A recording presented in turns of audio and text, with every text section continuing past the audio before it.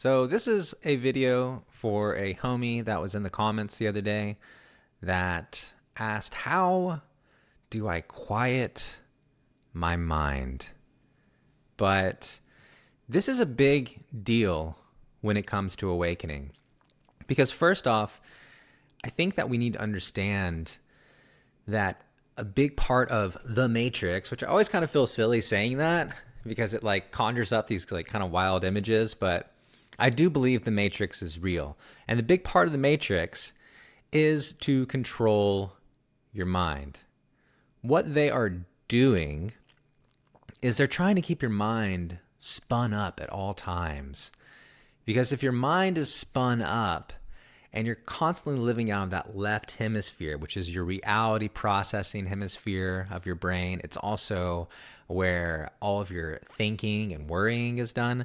If you're living out of that, then you can never resync with the right hemisphere of your brain, which is where your creativity comes from, as well as your connection to God and the universe and that sort of thing. There's actually a lot of like things out there like the gateway tapes and that sort of thing that will resync your hemispheres.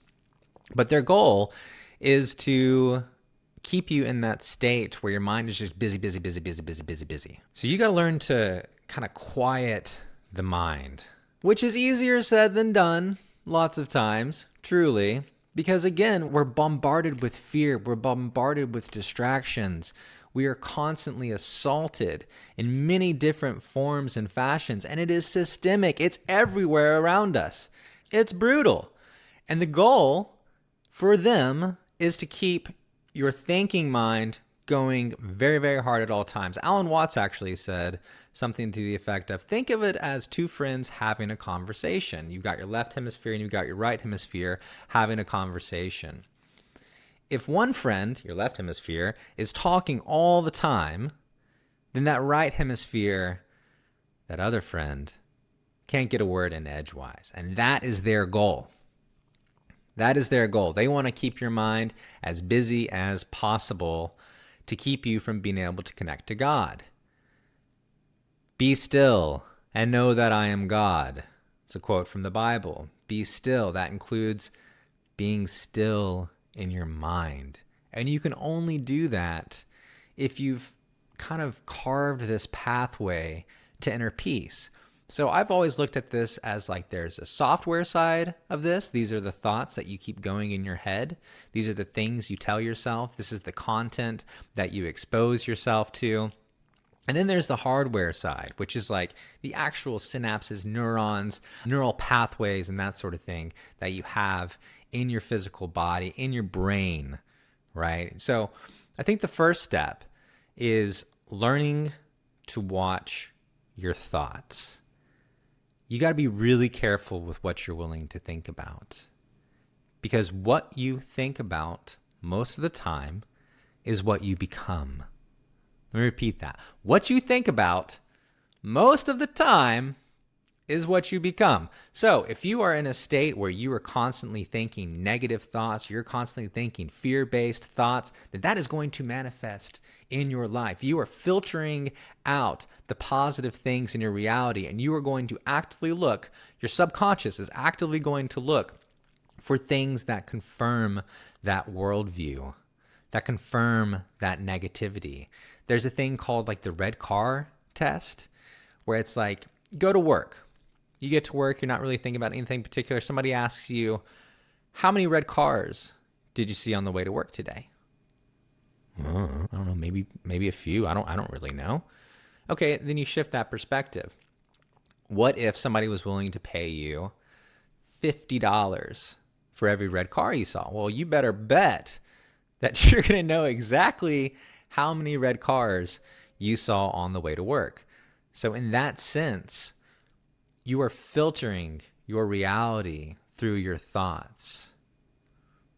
What you focus on is where your outcomes come from.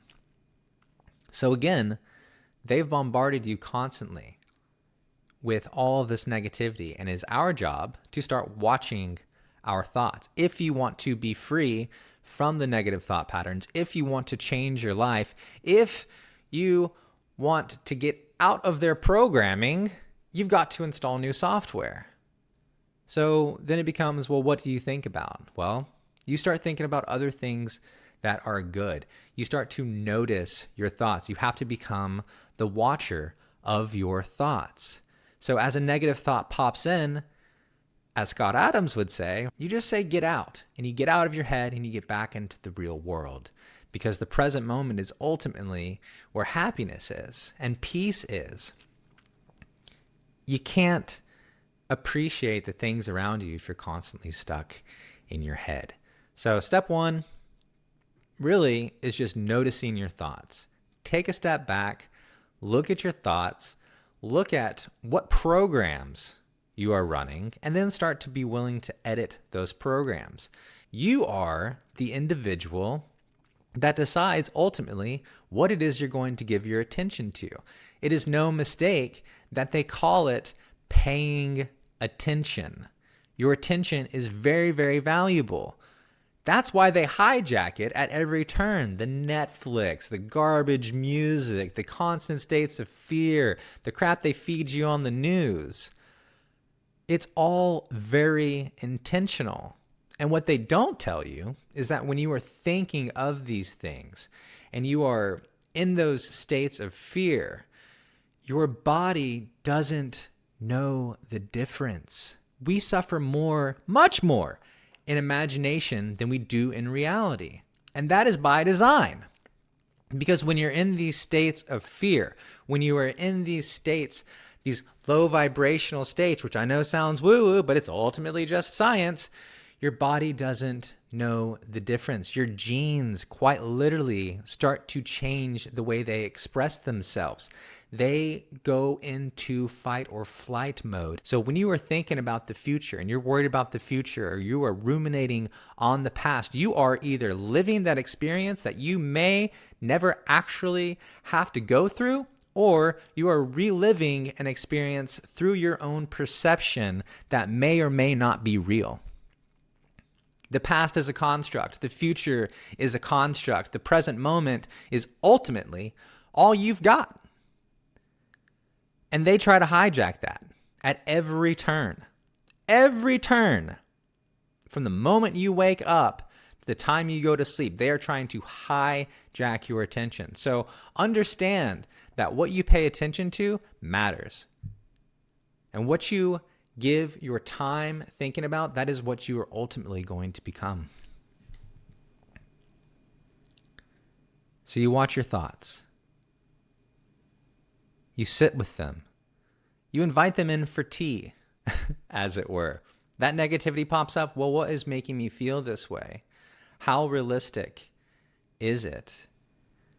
Don't give it much more attention than that. Is this my thought, or is this something that has been programmed to me? That's the software side of it. The hardware side of it is the neural pathway side. This is where things like meditation and prayer and even exercise come into play. Super important. Meditation is tough. It's tough for a lot of people. I've talked to a lot of people over the years that have been like, "Oh, I'm no good at meditating." Well, of course you're not. You tried it for 2 days for 5 minutes. Why would you be good at it? It's something that you have to practice. And when you're able to practice it, when you start your morning and end your day with meditation, what you are doing is you're finding that stillness. You're going deep into your mind and you are cutting out all of the noise and trusting that eventually the insights will come to you. That's your higher self speaking to you. That is where you can get these insights from God, the universe, the quantum field, whatever you want to call it. I don't think the system is all that picky about what you call it. But every time you meditate, whether it be, I recommend people start with literally 5 minutes in the morning. And what you're doing in that situation, what you're doing when you're meditating is you're creating new neural pathways. So in this sense, consistency matters more than length, right? So 5 good minutes is way better than like 20 minutes where you're distracted the whole time. And what you're doing in that moment is you're watching your thoughts.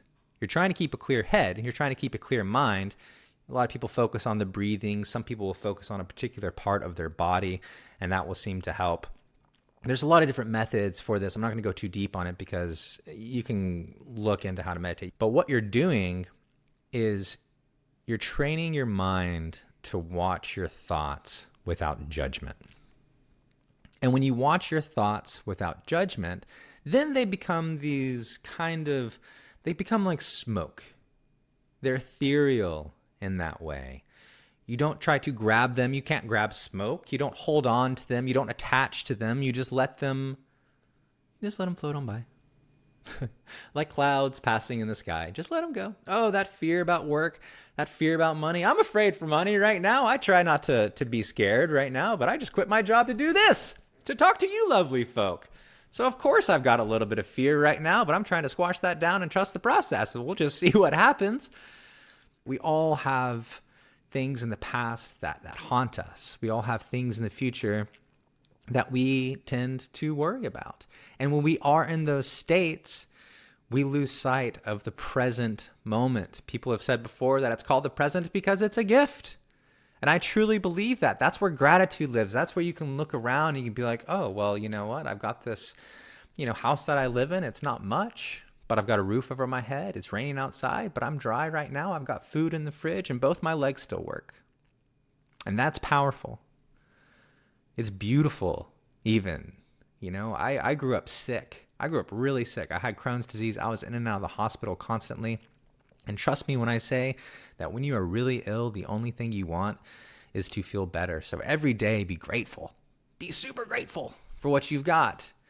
And when you're in those states of gratitude, you can attract more good things into your life. So start watching your thoughts. Categorize them. Is this my thought? Or is this a thought that I've been programmed to have? Is this fear from these control systems? Or is this something that I need to act on? Maybe we're afraid because we haven't acted on something that we have the power to act on. So if you have the power to act on it, maybe you need to act on something. And in that case, I would say just take the leap and be willing to act on whatever it is that your soul is telling you need to do. The other thing is the hardware side of it. Again, the neural pathways. I think binaural beats can be a great tool. The gateway tapes can be a great tool. Exercise is a beautiful tool. Meditation, beautiful tool. Utilizing sound bowls and that sort of thing, beautiful tool.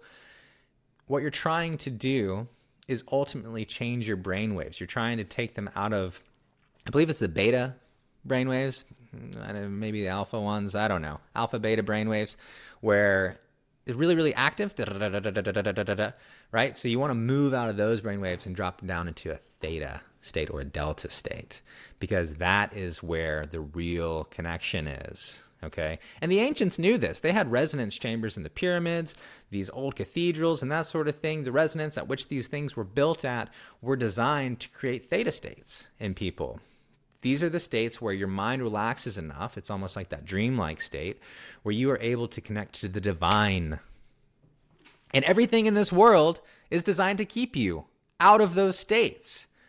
So at a certain point, you've just got to understand that you've been programmed. You have been programmed to see the negative. You've been programmed to be afraid, and you have been programmed to hate your neighbor and to not be grateful for what you've got, because materialism is just beating you up every single day. But it doesn't have to be that way. You can find joy in the little things. You can go out and touch a tree and say, thank you for the shade. You can walk around your apartment and clean up and just be grateful that you have a place to live. And again, that both your legs still work. Find joy in the little things. All the stuff your grandma thought was cool, whether it be Jesus or gardening or quiet nights on the porch, she was probably right. But they've tried to beat that out of you. And it's up to you whether or not you're going to continue to play the game. Unless you are willing to do the work, do the practices, walk through the door, as it were. Nothing I say will help unless you are willing to carve out the time. There must be discipline. Discipline equals freedom. When you're able to have that mental discipline, you're able to break free from these control systems. That discipline is also what's going to get you up to go to the gym in the mornings, and is going to keep you from getting angry when somebody cuts you off in traffic. Just learn to laugh at these little things in life that used to piss you off, and just say, not today, Satan.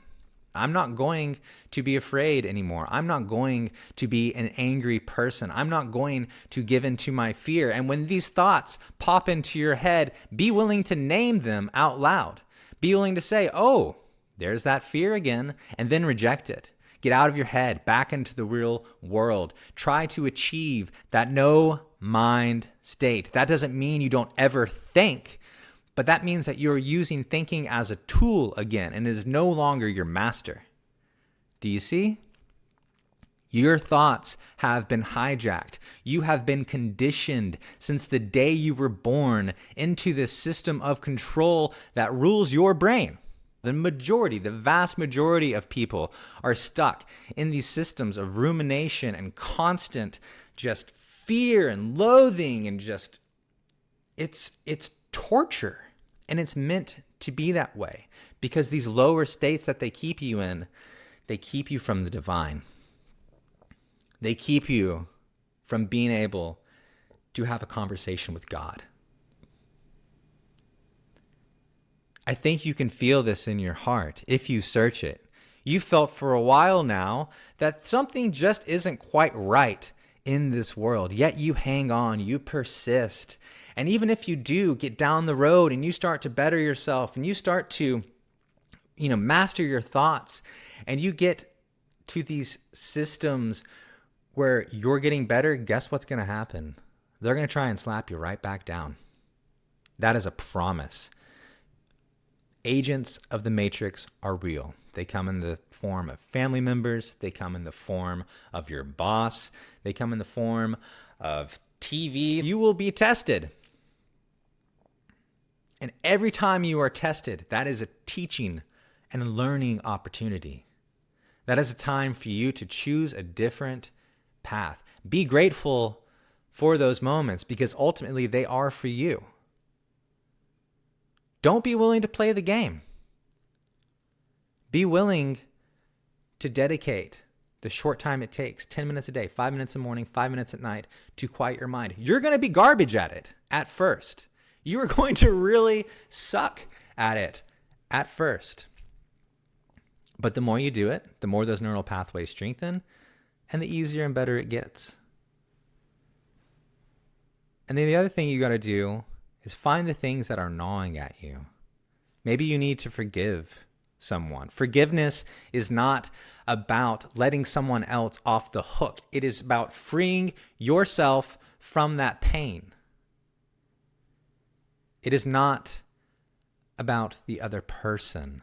Looking at that situation and being willing to say, you know what, I'm not going to let that control me anymore. I'm not going to let that keep me in these low states anymore.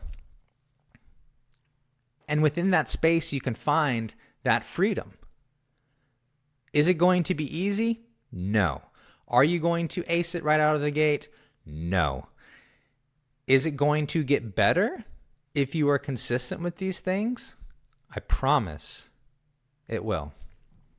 I hope this helps. There will be more on this coming soon. I've spoken for about 20 minutes here so far, so I'm going to let you guys off the hook now. But thanks for listening. Let me know if it helps you. Godspeed on your journey, and all the love.